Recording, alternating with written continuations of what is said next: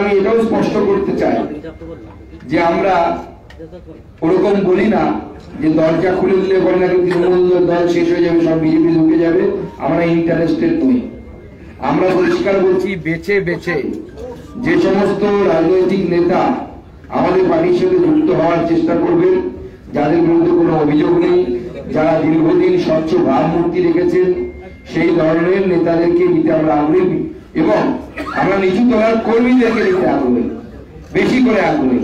নেতা নিতে যতটা আগ্রহী নই, আমরা আগেও বলেছিলাম এবং এখনো বলছি। যিনি বা যার জন্য আজকে আমরা এই সাংবাদিক সম্মেলন বা যার যোগদানের জন্য মাননীয় শ্রী তাপস রায়, সবাইকে বলবো জন্য হাততালি দিয়ে তাপস রায়কে স্বাগত জানানোর জন্য।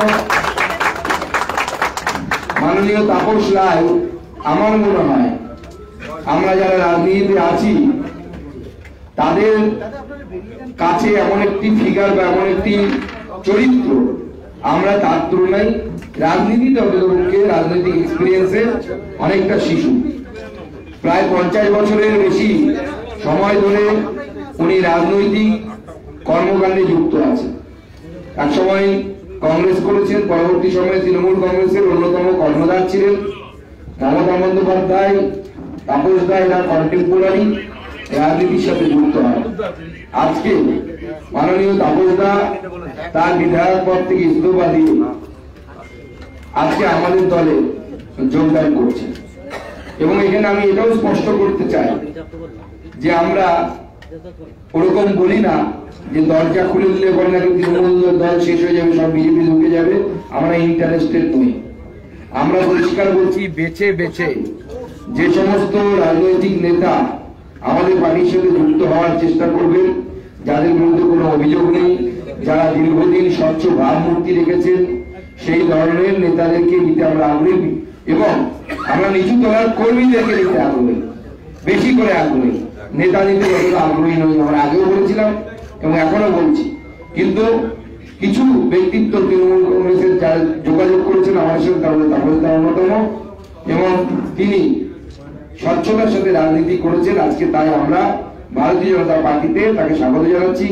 মাননীয় মঙ্গল পান্ডে আমাদের অবজারভার এবং বিরোধী দলনেতা এবং অন্যান্যদের উপস্থিতিতে তমন্য সজল, আমাদের অন্যান্য রাহুল দা আছে, আমাদের সিনিয়র নেতৃত্ব, তাদের উপস্থিতিতে আমরা তাপস দাকে মোদিজির পরিবারে স্বাগত করে নিচ্ছি। এখানে আমি এটাও স্পষ্ট করতে চাই যে আমরা ওরকম বলি না যে দরজা খুলে দিলে বলে নাকি তৃণমূল দল শেষ হয়ে যাবে, সব বিজেপি ঢুকে যাবে, আমরা ইন্টারেস্টেড নই।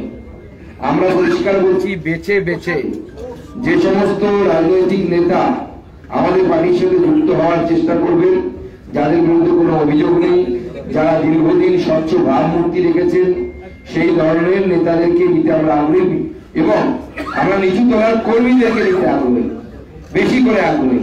নেতা নিতে যতটা আগ্রহী নই, আমরা আগেও বলেছিলাম এবং এখনো বলছি। যিনি বা যার জন্য আজকে আমরা এই সাংবাদিক সম্মেলন বা যার যোগদানের জন্য মাননীয় শ্রী তাপস রায়, সবাইকে বলবো জন্য হাততালি দিয়ে তাপস রায়কে স্বাগত জানানোর জন্য।